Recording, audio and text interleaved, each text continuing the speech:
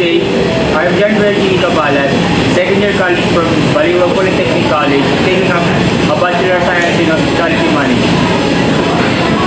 This is my first question, sir. Was there ever been a time where you experienced taking an irritated customer? How did you feel with the customer? Yes, I just just listen to the customer irate and explain the things you want to hear. Has there ever been a situation in which your organization received negative feedback from your customer? How did you respond? I just saw the feedback and take it as a room for improvement. Can you describe an example of a situation where you provided exceptional customer service? Maybe assisting the old customers and help them carry their things. How does your company maintain customer satisfaction? By providing them excellent service and offering them promos. What do you think are the most challenging part of being a manager? I think being a leader when you're not used to lead a team.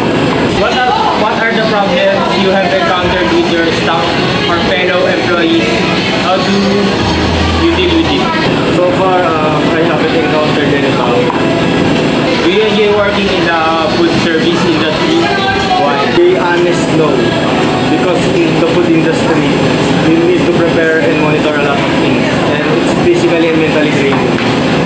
What advice can you give to those students like me who are planning to have a career in food service industry? Just prepare your body physically and always speak out. Thank you, sir.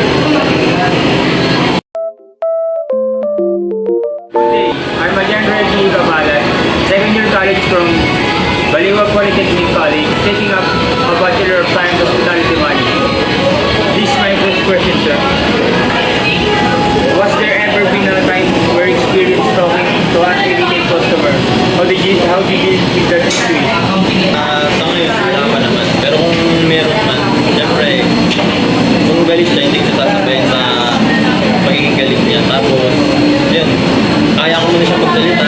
Then, after nun, ako naman yung magsasalita. Kakausapin ko siya ng mahinahon. Then, tatanungin ko kung ano ba yung naging problem. Has there ever been a situation in which your organization received negative feedback from your customer? How did you respond?